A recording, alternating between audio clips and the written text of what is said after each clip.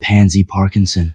She was sitting far too close to Scarlet, her hand resting lightly on the back of the couch just behind Scarlet's shoulders, like she belonged there, like she had any right to be anywhere near her. Mattheo's fingers tightened around the mug, hot liquid sloshing dangerously against the rim. No. No way in hell. Not now, not when he'd just gotten her back. His jaw clenched so hard it ached. He took a slow, deliberate step forward, then another. The world narrowed to just the couch, to her, to the girl who had no business being near her. Pansy was talking, softly, smugly, head tilted as she watched Scarlet with something between pity and amusement. And Scarlet, gods, she looked so small in the blankets, so fragile.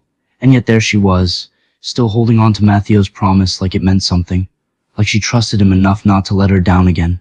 He wasn't gonna fail her this time. Not even close. He moved faster now, one sharp step after another, until he was standing right behind Pansy, towering over her, with silent fury burning in his chest. Pansy turned slightly, following the sound of approaching footsteps, until her eyes landed on him. Her face went cold instantly. Oh. She looked him up and down with a cold, scathing look in her eyes. Mattheo. She said his name like she was spitting out a bad taste. He didn't say anything, just stared at her, eyes blazing, jaw clenched so tight it hurt. His hand tightened around the mug until his knuckles turned white. The hot chocolate trembled at the rim, threatening to spill, but he didn't care. All that mattered was her, and Pansy wasn't allowed anywhere near her. Not now, not ever again. Leave. The word dropped from his lips like a curse, low, quiet, and deadly, one syllable. No room for argument, no room for hesitation. Get out. Pansy just raised an eyebrow. She looked completely nothing in the world could touch. It made his blood boil. He was about 2 seconds away from lunging at her, but he forced himself to focus on Scarlet. Don't give her the satisfaction. He could see her eyes, wide and uncertain, watching him with a mix of fear and something else. He didn't have time to think about it, because Pansy was opening her mouth again. What? She said the word innocently, like she'd just been asked an interesting question. I'm just having a friendly chat, nothing for you to worry about. Her voice was sickly sweet, like poison wrapped in silk. Mattheo's jaw muscles worked hard, almost painfully, as he fought to keep his face blank. But inside he was burning. Leave, he repeated, the word forced through clenched teeth. Pansy let out a scoffing laugh, sharp and cutting. She was enjoying this. She knew he couldn't do anything to her, not with Scarlet right there. Why? She asked innocently. Afraid I'll steal your little toy? Every muscle in his body tensed at the words, his free hand clenching into a fist so tight the knuckles ached. She's not a goddamn toy, he said through gritted teeth. She's mine. Pansy raised an eyebrow. Yours? Her voice was light and mocking, like it wasn't even worth arguing over. Mattheo had never wanted to hit someone so badly. Yes. The word was a low, dangerous growl, all barely suppressed fury and barely contained violence. He would have given just about anything to lunge at her at that moment. And Pansy knew it. She smirked, sharp and cruel, watching him for a moment like she was enjoying the view. She was enjoying it. She was thriving off the tension in the air. But he didn't care. He would have killed her if she didn't leave right now. You think you own her? The question was innocent, almost amused, like this was all a big joke to her. Mattheo's jaw ached from the tension. He was pretty sure his molars were starting to crack. He loved her, owned her, and he wasn't going to let Pansy touch her. Not in a million years. Now get the hell out of my sight. Oh, and what are you going to do if I don't? She sounded so careless, so amused. God, it made his blood boil. His hand was shaking now, the hot chocolate sloshing dangerously against the rim. Any minute now it was going to spill, and he didn't care. This wasn't a game to him. She was still his. His voice was a low, dangerous growl. You don't want to find out? Pansy just shrugged, utterly nonchalant. What could you do to me, Mattheo? She said coolly. Hex me? Punch me? Crawl into a corner and cry? Mattheo's fingers ached around the mug. He was holding it so hard he was surprised it didn't break in half. I don't want to hurt you, he managed through clenched teeth. But I will. There was a flicker of uncertainty in her eyes then. Just for an instant. Only a fraction of a second. Then it was gone, and she was tilting her head again like there was something almost entertaining about what he'd just said. Oh, look at you. You're shaking, aren't you? You won't hurt me. He hadn't realized just how badly he was shaking until it was called out. But it was true. His hands were shaking so badly he could barely keep the hot chocolate from spilling. He was shaking because he was pissed. He was shaking because the thought of her anywhere near Scarlet was making him see red. and Pansy knew it. She was loving every minute of this. "You're pathetic," she said softly, the edge of a smirk at the corners of her lips. "Look at you, you're barely holding it together." Mattheo could feel it too, the anger and violence and danger that was building up inside him. He was barely keeping himself under control. It would be so goddamn easy to lose it right now. "You don't have the guts." Pansy was taunting him now, baiting him, and the worst part was, it was working. Every word she said was making it harder to keep holding himself together. "You think you're so tough," she said in that same soft voice, "but deep down, you're just a coward." Her voice dripped with mockery. She wanted to see him lose control, wanted him to lash out. She was pushing him. "You're afraid to do anything real. You'd rather run away and hide behind fake charm and empty words. But when it comes down to it," she leaned forward slightly, eyes sharp with cruel amusement, "you'll always choose easy." And then, softly, almost sweetly, "Like you chose me." Every word was like a knife between his ribs. She was twisting the knife, digging as hard as she could. And it was working. He was breathing hard now, so angry it was hard to think straight, and she knew it. Every word was landing in the exact spot Pansy wanted. She was good at this. "You're scared," she whispered, her voice almost gentle now, like a poison so sweet you don't feel the blade going in. Scared to fight for her. Scared to be the man she deserves. Her eyes flicked towards Scarlet, just for a second, and then back at him. "And I get it," Pansy said softly. "She's so far out of your league." Her smirk returned, slow, cruel. "Maybe that's why you came running back to me after all those little I love yous and promises." Mattheo didn't move, didn't blink, but his blood was on fire. "But you came back to me, didn't you?" she said softly. "The night after she walked away, you were in my bed." She leaned forward slightly, close enough for her breath to brush his ear. "You chose me," she whispered. "Twice." Anger was burning so hot in his chest he could hardly breathe. She was right, and she knew it. "You came back, and you begged, and you said you'd do anything." He cut her off with a harsh, hoarse whisper. "Shut the hell up." But Mattheo was on a mission now. He didn't care what it took. He had to shut this down. "You don't know what you're talking about." "Don't I?" She tilted her head again, that smug smirk spreading wider. "You were the one who came to me, Mattheo, the one who begged for a second chance." Her voice was sweet, sickly sweet. "And I gave it to you." She turned slightly then, glancing at Scarlet as if just remembering she was there. Pity she'll never know what really happened. Mattheo's jaw clenched so hard he thought his teeth might crack. He didn't want Scarlet to know that. Didn't want her finding out about that night, about the way he'd begged Pansy like a goddamn fool. Especially not from Pansy. "I bet she'd be heartbroken if she found out," Pansy said softly. "She's so in love with you, isn't she? All those little love letters, all those notes." His heart twisted at the thought of Scarlet finding out about that night. About the things he'd said to Pansy, about the way he'd begged. He didn't want her to know. "I bet it will absolutely break her heart, seeing how pathetic you were." Every word hit harder. Mattheo could feel Scarlet watching them, probably struggling to understand what was happening. Gods, he just wanted this to be over, but Pansy wasn't finished. "God, she is such an idiot for loving you." Every word was sending knives through his chest. Mattheo could picture her, watching this unfold, probably trying to hold back tears, and he hated every goddamn second of it. He hated Pansy for every word she said, hated himself for being such a goddamn idiot. He wanted to hit something, or scream, or run, anything to keep from breaking down in front of Scarlet. "She's a fool," Pansy continued, completely oblivious, "to think she was ever enough for you." She said it like it was the most obvious thing in the world, like it was a fact. Mattheo could feel every muscle in his body tensing, but he held still. He could take anything she threw at him, but he couldn't let Scarlet see him losing his cool. Scarlet gets up quietly, quickly, and mumbles, "Excuse me," as she leaves for the girls' lavatory, making it there just in time to be sick. The sound of Scarlet scrambling away, and the quiet sound of her throwing up, felt like a punch to the chest. God damn it, this was exactly what he'd wanted to avoid. He felt torn in half, part of him aching to rush over and comfort her, the other half terrified of letting Pansy near her. He just stood there, frozen, waiting for Scarlet to come out of the bathroom. His entire body was still shaking, but it was anger now, not fear.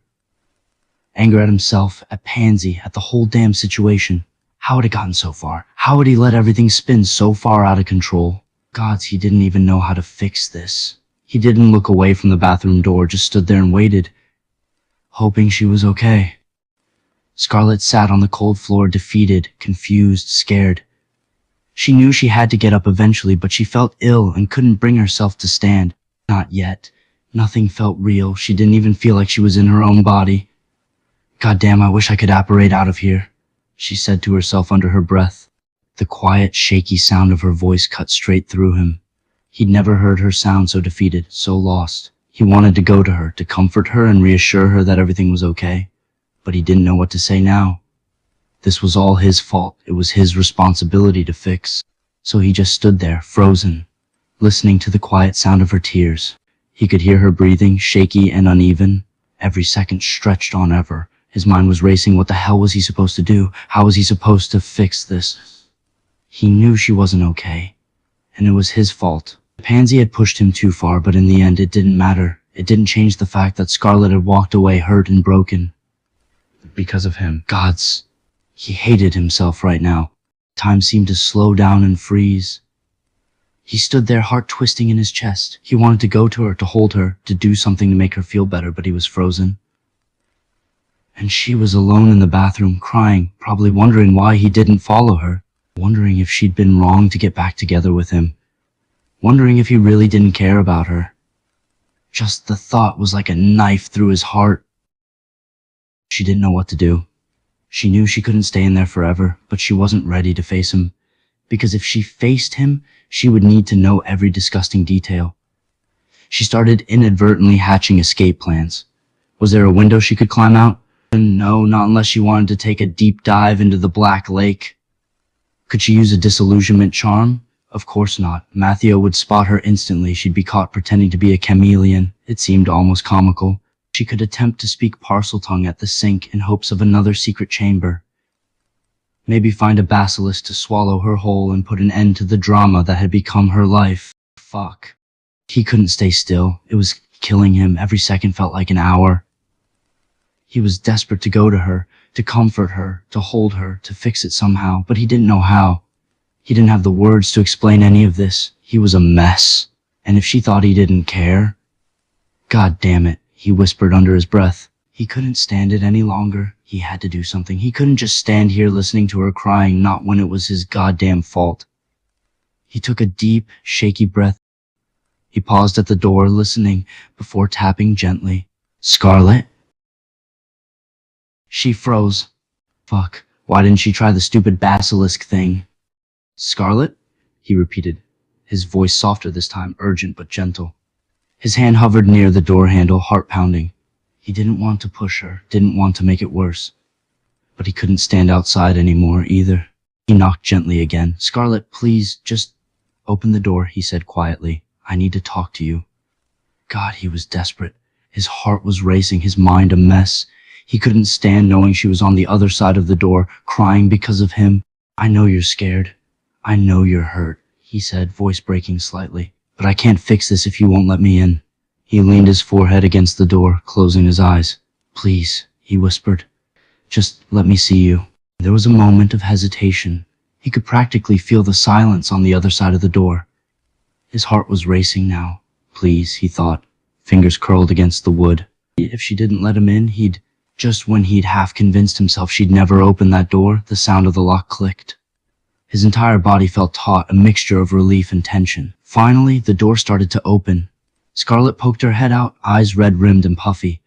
The sight hit him like a punch to the chest. She had been in there crying alone, while he'd just stood outside like an idiot. When their eyes met, her breath hitched. She probably saw the same worry and desperation in his eyes. The moment seemed frozen in time. Without thinking, he stepped forward, closing the distance between them in 2 strides. Before either of them knew what was happening, he'd pulled her into his arms, wrapping her in a crushing embrace. Her head rested against his chest, and he could feel her shoulders shake as her breath hitched again. "Hey," he whispered, arms tightening around her. "You're okay." He tightened his hold when he felt her shudder. "Breathe," he whispered, one hand coming up to cradle the back of her head, fingers combing through the tangled strands. Slowly. She followed his instructions, inhaling deeply and then slowly exhaling against his chest. He could feel her heart beating fast, too fast. "That's it," he murmured, slowly. "In and out. I've got you." His fingers ran over her hair, trying to soothe her, The whole time, he couldn't stop thinking about how fragile she felt in that moment. How much he'd let her down. He didn't say anything else. Just held her, letting the quiet stretch between them. She needed time, space. And he'd give her everything she needed. They stood like that for a long time. She, shaking against his chest while he held her firmly.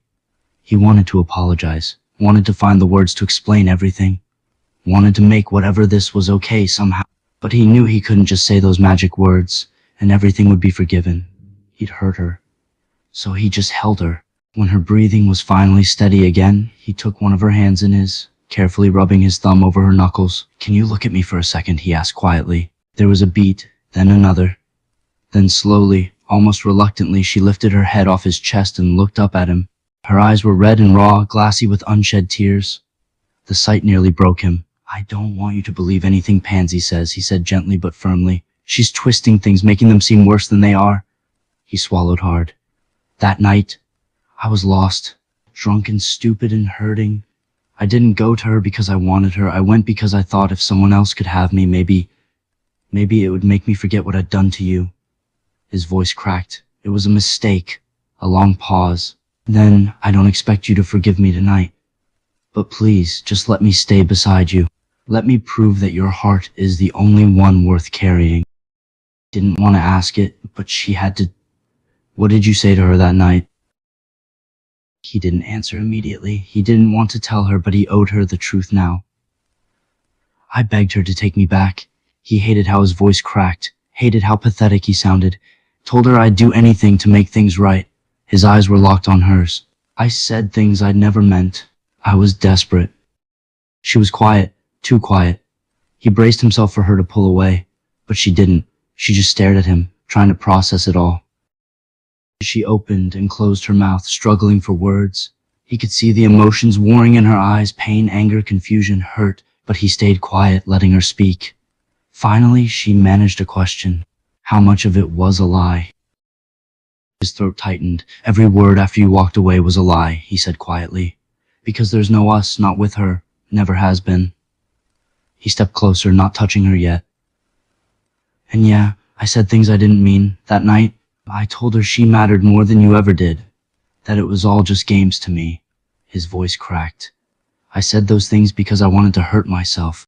She looked down, avoiding his eyes. He waited. His breath caught in his chest, heart pounding. Every moment that passed felt torturous. He couldn't stand the silence, but he refused to push her. This had to be on her terms. So he waited, every muscle tense, every nerve raw, for her to process everything he'd said. "I need to know everything. I can't have any more surprises or secrets coming out." He winced. God damn it. Of course she would want that. He didn't blame her. He'd broken her trust. He nodded reluctantly. "All right, I'll tell you. Everything." She nodded again, wrapping her arms tighter around her stomach. The gesture made his chest ache. He knew this would hurt her. He wasn't looking forward to dredging up the past, but he needed to be honest now. "Ask anything," he said quietly. "No secrets. Nothing off the table." He hesitated a moment, like she was gathering courage. Then, finally, "How long?" He swallowed hard, understanding her question immediately. God, he hated himself for it, especially now, seeing the way it stung her to ask that question. A muscle ticked in his jaw as the question hit him like a punch in the gut. He knew the answer. He'd thought about it every damn day since, but telling her out loud would make it even more real. He took a deep breath, steeling himself. "Too long?" "How long is too long? Because I thought you only slept with her once before I found out." His stomach dropped. He hadn't expected that question. Didn't want to answer it, but she was watching him, her blue eyes sharp, searching, needing the truth, and he knew he couldn't lie. Not now. Not ever again. "More than once," he admitted quietly. The words tasted like ash in his mouth. Her breath hitched, just slightly, but she didn't look away. He pressed on before she could spiral into silence. "The first time, it was right after our fight about your family. The one where you said they made you feel like nothing." His voice dropped lower, raw with guilt. "I panicked." He swallowed hard. "I told myself I didn't care, that I was just Mattheo. The bloke who never sticks around, who doesn't need anyone. But really, I felt so damn small next to your pain, like I couldn't fix it. Didn't know how to hold you the right way." A bitter laugh slipped out, one without humor. "So instead of trying, I broke us." "Fuck you." The unexpected words hit him like a punch to the chest. He'd been expecting anger, pain, confusion, even tears, but not an obscenity, not from her. His expression tightened. "I know," he said quietly. "Believe me, I know." And the second time? He'd known she would ask, had been bracing himself, but nothing could prepare him for the wave of guilt and remorse that crashed through him as he answered the question. He closed his eyes, unable to look at her while he said the words, "The night we broke up." He was silent, but he could feel her staring at him. He was desperate to see her expression, needed to know if she was crying or angry or something, but he refused to open his eyes. There was another beat of thick, unbearable silence. Then, why? His heart clenched at the sound of her voice, thin, shaky, on the verge of breaking. "Because I was weak," he said, his voice rough and broken. He finally opened his eyes, only to find her looking at him with such raw pain that it nearly knocked the breath from his lungs. "I didn't know how to handle losing you," he whispered. "The second you walked away, I felt like the floor had been ripped out from under me." A bitter, shaky laugh escaped him, no humor in it, just pain. "So I ran." Like always, his fist clenched at his sides, took Pansy's offer because it was easy, because she wanted me, even if she didn't love me, and for one stupid night that felt better than facing what I'd done. His gaze locked with hers, pleading. It wasn't love, it wasn't even desire, it was self-destruction. Another beat of silence. "Then, I ruined everything."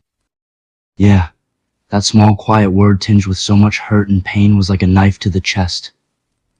But she was right, he'd ruined everything. He opened his mouth, wanting to explain, to apologize, to beg her to understand that he hated himself more than she ever could. But the look in her eyes stopped him. She wasn't finished yet. He swallowed hard, bracing himself. He deserved anything she threw at him now. It was the penance, the punishment for hurting the person that mattered most. She studied him, her gaze steady, searching every inch of his face. Then, in the third time? God damn it. He felt like the floor had dropped out from beneath him, but he'd known this was coming. He didn't want to answer, but he couldn't lie anymore. It would destroy what was little left. His jaw clenched, his whole body tight with tension. "Don't look away, don't look away." "Last week." His voice was a hoarse whisper. "Last week." "Oh," she said like she wasn't expecting that answer. He heard her breath hitch. God, he wanted to look away, didn't want to see the pain in her eyes, but he couldn't. He clenched his teeth, waited for more. "Say something," he pleaded quietly, "please. Yell at me, scream, anything but this goddamn silence." "Why that time? You were walking me to classes and holding my hand last week, like I mattered." The guilt was unbearable, like a fire in his chest. He closed his eyes again, pain etched across his face. When he opened them, the raw honesty in his gaze made her breath catch. "I didn't mean to," he said, voice cracking. "It wasn't planned, I swear to you. 1 minute I was walking you to class, and the next." His hands curled into fists at his sides. "I saw you laughing with that Hufflepuff bloke, the one who asked about your essay, and something inside me snapped." He swallowed hard. "It felt like I never really had you." His voice dropped lower. "Like everyone else could reach for you and make you smile so easily, and me? After everything, I'm just trying not to fuck it up again." A bitter laugh slipped out, shaky, broken. "So when she found me later that night, at the prefect's bathroom corridor, I was already drowning." He looked at her then, pleading. "I didn't say no because part of me still believes I don't deserve what I've been given." Another beat passed. "I let it happen because punishment felt easier than hope." That broke the silence and the dam inside her. Tears welled in her eyes as his words hit her, and her hand flew to her mouth. It was a gut punch. The realization that he'd allowed himself to sink so low, all because of a stupid fear. But the anguish on his face, that hurt. "God damn it," she whispered, tears streaming down her face. "Why would you let yourself believe that?" He flinched, like she'd struck him. "Because every day with you feels like I've won a prize I never should have gotten," he said, voice raw. He stepped forward, slowly, hands raised, not to touch her, but as if offering himself to whatever pain she wanted to inflict. "How did I get the girl who reads in sunlight, who laughs at terrible puns, who stays up too late helping Theo with his potions essays even though she hates potions?" His breath hitched. "And then, I remember, I broke her. I did that, so how could someone like me keep someone like you?" He looked down, I don't know how to be worthy of you. So when Pansy came along, part of me thought, maybe this is where I belong. In the dark. A pause. Then, but you... He lifted his eyes again, glistening now. You keep dragging me back into the light, even when I fight it. I told you how I felt about seeing you and Pansy in the same room, and you promised me you would only ever talk to her when completely necessary. You promised me.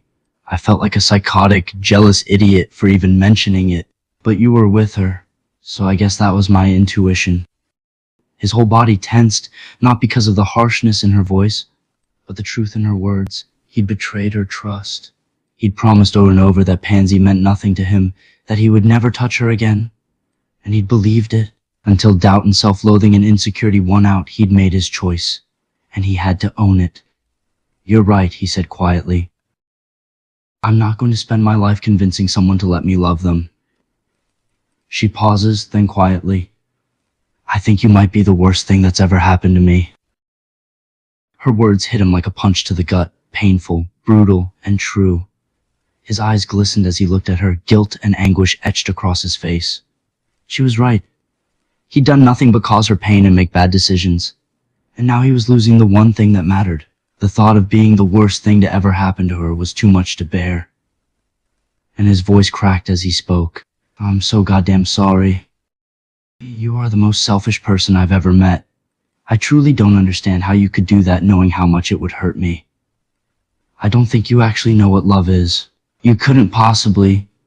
The accusation struck him like a curse, deep and sharp. He didn't flinch, didn't argue, because maybe she was right.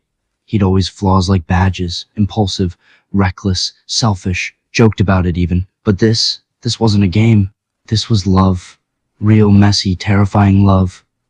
And he had treated it like something he could play with and throw away when the weight got too heavy. And now, the girl standing in front of him. The one who'd stayed up all night reading to him when he couldn't sleep, who defended him to her pure-blood relatives despite their sneers, who laughed at his stupidest jokes just to make him feel seen, was telling him he didn't even understand what love was, and God, did that hurt. His hands trembled slightly as they hung at his sides. You're not wrong, he said quietly, voice raw with shame.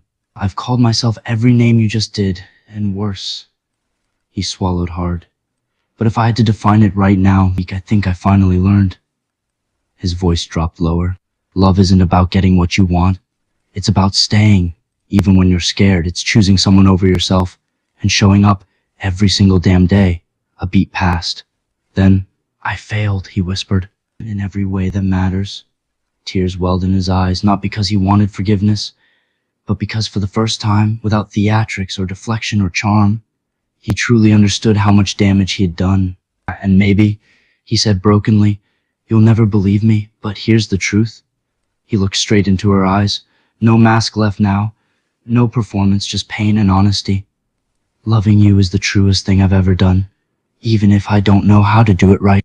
For the first time in a week, his hands came up without hesitation, taking her face between his palms, fingers skimming her soft skin as if he was cradling something breakable. Something precious. Her breath hitched as he touched his forehead against hers and closed his eyes, desperate for any connection to her, any proof that what he was saying was finally reaching her. I'm not going to promise I'll be perfect, he said softly, his gaze locked on hers. You're right. I'm selfish. I know that. He took a shaky breath. But I promise I will never again make you doubt how much I love you. He leaned the barest inch closer. Or let my own bullshit hurt you. Another pause. Just a moment to drink her in, her warm skin, her quiet breath. Then, he spoke again, his voice even lower now. I won't even look at anyone else for the rest of my goddamn life. She steps back. Don't. Stop making me goddamn promises. They mean nothing. The sudden distance between them was like getting slapped. A stark reminder that none of this was fixed yet. He exhaled sharply, hands falling to his sides, empty now, without her face between them, as he tried to keep his frustration in check. So I don't promise, he said tightly. I swear. He clenched his jaw for a moment, trying to get his anger under control. It wasn't her fault she didn't believe him, and shouting wouldn't help. But God, how it hurt. No, she shakes her head. No? He'd been trying desperately not to snap, but the anger crept into his voice anyway. I'm offering you the one thing I know I can guarantee, and you're refusing it? His eyes darkened, frustration and desperation etched in every line of his face. Why? Because you don't trust my word. Because I hurt you before? That's exactly why. The words hit him like a spell to the chest, cold, final. He staggered back slightly, not physically, but emotionally, his expression crumbling under the weight of it. Of course, he whispered. He looked down at his hands, the hands that had held her so tightly just minutes ago, and clenched them into fists, then slowly released. She didn't trust him, and she shouldn't. Not after what he'd done. Not after every lie by omission, every broken promise, every time he'd chosen himself instead of her. The silence between them stretched, heavy and aching, then softly. Then I won't make promises, he said finally. His voice was no longer desperate or angry, just tired, honest, broken open in a way only she could do to him. I'll prove it instead. He looked up at her then, eyes raw with vulnerability, and took one slow step back, giving her space, always space now, if that's what she needed. No grand speeches, he said quietly. No swearing on my life, no begging for second chances, just, I'll show you. Another breath, one shaky and deep, then every day, every moment, for as long as you let me. And finally, if you never believe me, I understand. A pause. But I will still choose you, with everything I am, until the day I die. Then, without waiting for a reply, he turned and walked away, leaving behind only footprints in moonlight, and love too vast to be spoken twice.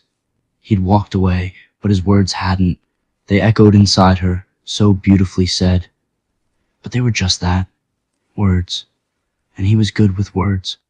Had always been. He could charm professors out of detentions, make Draco laugh when no one else could, turn a stupid prank into a legend before breakfast. And now he'd turned his pain into poetry, and somehow expected her to believe it meant something different this time. I'll prove it instead. As if saying that erased last week. As if showing up excused him from drowning in self-pity and crawling back to Pansy the moment things got hard again. Her jaw clenched as anger rose, hot and sudden, not just at him, but at herself. How many times had she done this? Let those storm-blue eyes soften her resolve. Let his voice, the one that used to whisper against her skin during thunderstorms, convince her that this time he'd changed? She knew better. Mattheo didn't love like normal people did. He loved like fire, bright, wild, consuming everything in its path, then burning out the second it got cold. And when he hurt himself, he lit another match and started over. Well, not on her bones this time. A tear slipped free, one single drop rolling down her cheek before she angrily wiped it away with the back of her hand. No more crying for him. Not tonight. Not ever again. With slow, deliberate steps, she turned from where he disappeared into shadow and walked toward Ravenclaw Tower, not looking back, not hoping, not waiting. Just walking, as grief tangled itself around heartbreak,